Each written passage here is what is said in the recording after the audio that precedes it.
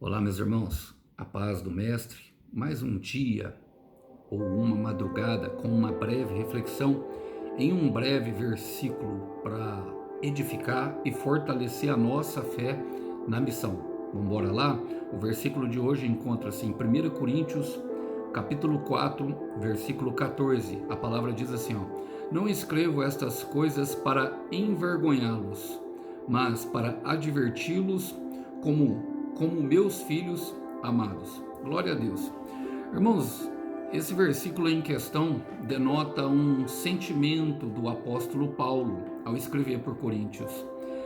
Talvez das igrejas que Paulo ajudou ali a fundar, a iniciar a boa obra, plantando a semente da boa nova do Senhor Jesus Cristo, a igreja de Coríntios talvez tenha sido a que deu mais trabalho ao apóstolo. E por isso talvez as duas cartas. A primeira carta, uma carta de exortação severa, esta carta, contando tudo o que lhe aconteceu, e a segunda carta, uma carta pastoral, porque os coríntios tinham se arrependido. Esse momento em questão, a qual Paulo se coloca como pai espiritual, eu creio que existem muitas pessoas na mesma condição que Paulo. Por quê? Paulo, tudo que ele fez foi para ajudar a pessoa. E ele, além de pregar a palavra, ele intercedia veementemente, o que atraía uma retaliação muito grande do inferno sobre a vida de Paulo. Paulo foi espancado, Paulo foi humilhado, passou fome, e mesmo sendo pastor e apóstolo daquela igreja, não quis cobrar as ofertas. Para que não fosse escândalo, porque tinha muitos falsos apóstolos tratando Paulo, e assim as pessoas que seguiam aquelas lideranças falsas tratavam mal Paulo também, falando que ele era um usurpador, um aproveitador. E quando ele chegava lá ainda para falar com eles, ele era maltratado. As pessoas falavam mal dele.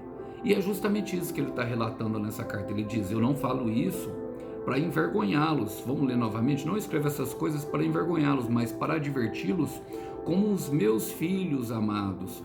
Pessoas falando mal, pessoas que maltrataram, por causa de outras pessoas que disseram mal do apóstolo Paulo, sendo que ele era o pai espiritual, era aquele que intercedia. Então essa mensagem é direta para quem está intercedendo pela casa, porque devido a tantas coisas que aconteceu na igreja de Coríntios, ela se manteve de pé pelo amor de Deus a Paulo. Vocês já pararam para pensar nisso?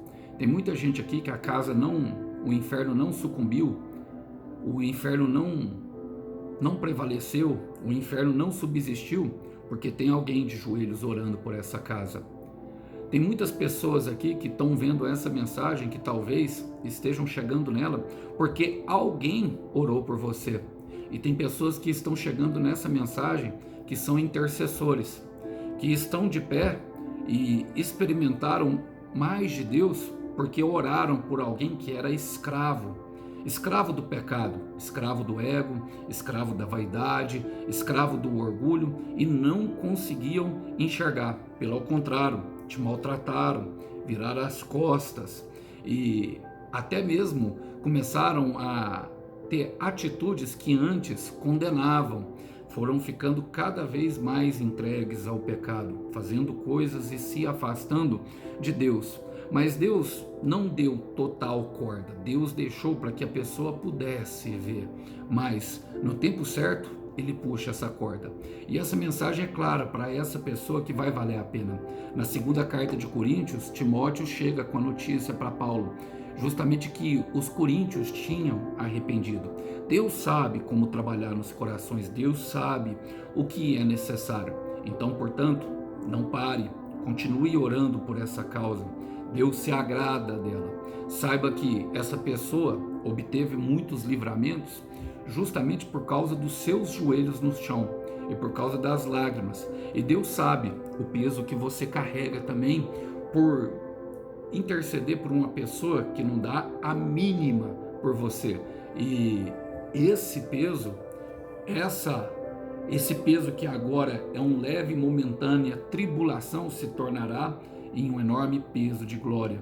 O versículo para você hoje, meu irmão intercessor, para você, minha irmã intercessora, que intercede pela família, que intercede por pessoas amadas, pela comunidade e até mesmo pelo país, é Isaías capítulo 40, versículo 31.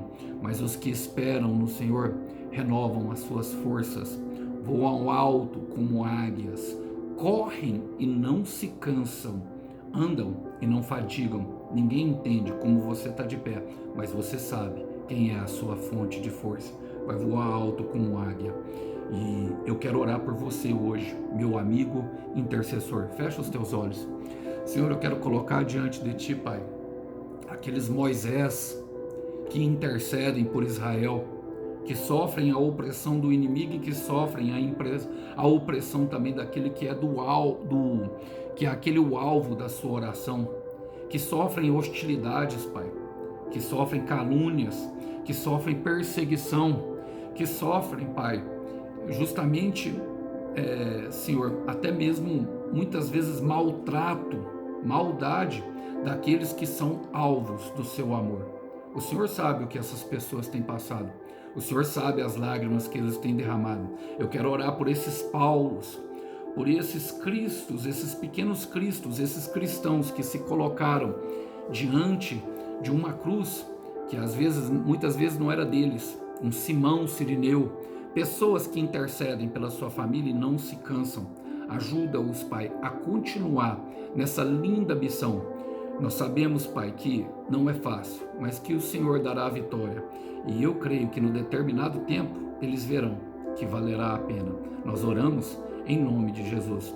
Eu quero te falar, meu irmão, bem-aventurado é aquele, minha irmã, bem-aventurada é aquela, minha irmã, que faz a obra oculta, sem pedir e sem querer nada em troca, porque serão gloriosamente surpreendidos.